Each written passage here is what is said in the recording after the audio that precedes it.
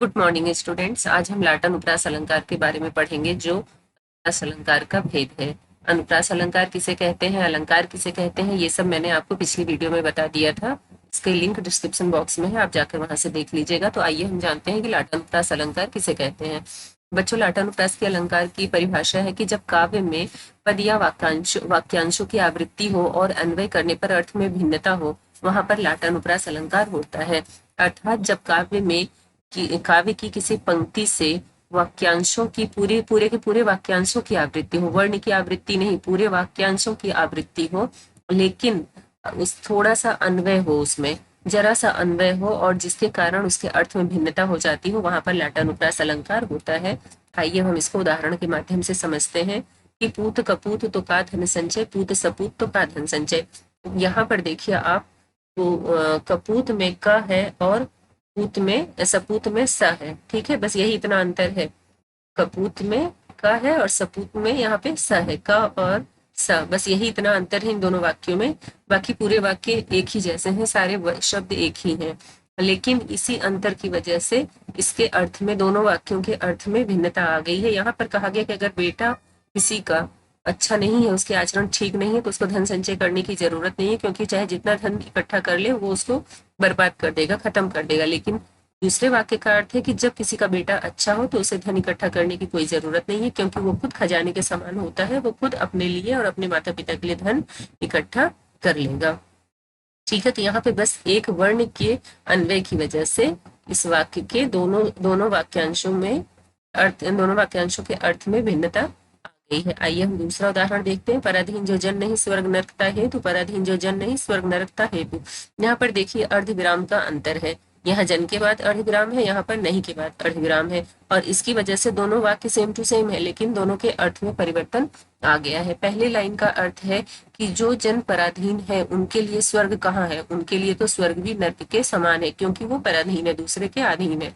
और दूसरी लाइन का है कि पराधीन जो जन नहीं स्वर्ग नर्कता हेतु, मतलब पराधीन जो जन नहीं है, जो लोग पराधीन नहीं है, उनके लिए नर्क भी स्वर्ग के समान है, उनके लिए नर्क कुछ नहीं है, उनके लिए नर्क भी स्वर्ग के समान है। तो बस जरा सा ये अर्थ विराम की वजह से ही दोनों वाक्यों के अर्थ में परिवर्तन आ गया है, जबकि दोनों वाक्य सेम टू सेम एक जैसे हैं।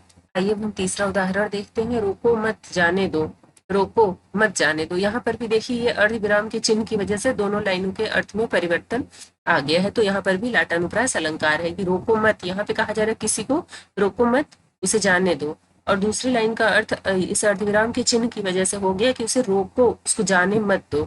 ठीक है, तो यहाँ पर भी लाटानुप्रास अलंकार है। आइए अब हम देखते हैं इसका चौथा उदाहरण। राम हृदय जाके ना ही विपत्ति सुमंगल का ही, राम हृदय जाके ना ही विपत्ति सुमंगल का ही। यहाँ पर देखिए ना ही के बाद अर्धविराम है और यहाँ पर जाके के बाद अर्धविराम है, और इसी अन्वय की वजह से इन दोनों लाइनों के अर्थ में भिन्नता आ गई है कि राम हृदय जाके ना ही, जिसके हृदय में राम नहीं है उसके लिए सुमंगल कहाँ, उसके लिए तो चारों तरफ विपत्ति ही विपत्ति है। और दूसरी लाइन का अर्थ है कि जिसके हृदय में राम है, राम हृदय जाके ना ही विपत्ति, उसके लिए विपत्ति कहीं नहीं है, सुमंगल ही सुमंगल उसके लिए चारों तरफ है। ठीक है, तो यहाँ पर भी क्या है, लाटानुप्रास अलंकार। उदाहरण देखते हैं। पिए निकट जाके बसे घाम चांदनी ताही, पिए निकट जाके नहीं घाम चांदनी ताही। यहाँ पर शब्दों का अन्वय हुआ है, यहाँ पर बसे है और यहाँ पर क्या है, नहीं है। बस इन दो शब्दों में परिवर्तन कर दिया गया है, इस वजह से यहाँ पर दोनों लाइनों में अर्थ में भिन्नता आ गई है। इस लाइन का अर्थ है कि जिस नायिका के प्रिय या नायक उसके निकट है, उसके पास है, उसके लिए घाम मतलब धूप होता है, धूप भी चंद्रमा की शीतल चांदनी के समान होता है।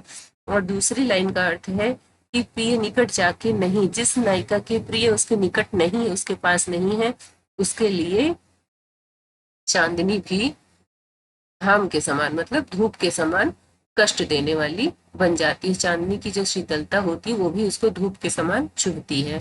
ठीक है, तो उम्मीद है आपको इतना तो समझ में आ गया होगा कि लाटानुप्रास अलंकार किसे कहते हैं। सभी उदाहरणों में देखिए पदों का अन्वय करने पर अर्थात थोड़ा सा परिवर्तन कर देने मात्र से ही अर्थ बदल गया है, अतः यहाँ पे क्या है, लाटानुप्रास अलंकार है। और उम्मीद है कि आपको ये समझ में आ गया होगा कि लाटानुप्रास अलंकार में पूरे वाक्य की आवृत्ति होती है, लेकिन कुछ अन्वय करने पर, मतलब थोड़ा बहुत अंतर कर देने पर दोनों वाक्यों में अर्थों में परिवर्तन आ जाता है। उम्मीद है आपको इतना समझ में आ गया होगा। अगर आपको ये वीडियो पसंद आए तो प्लीज लाइक, शेयर और सब्सक्राइब कीजिएगा। बेल आइकन भी प्रेस कीजिएगा ताकि मेरी आने वाली वीडियो की नोटिफिकेशन आपको मिलती रहे। और अगर कुछ नहीं समझ में आया है तो कमेंट बॉक्स में लिखकर बताइएगा, मैं आपके डाउट्स क्लियर करने की पूरी कोशिश करूंगी। अब इसके बाद वाले जो अनुप्रास अलंकार का भेद है उसके बारे में हम नेक्स्ट वीडियो में बात करेंगे। Okay, bye.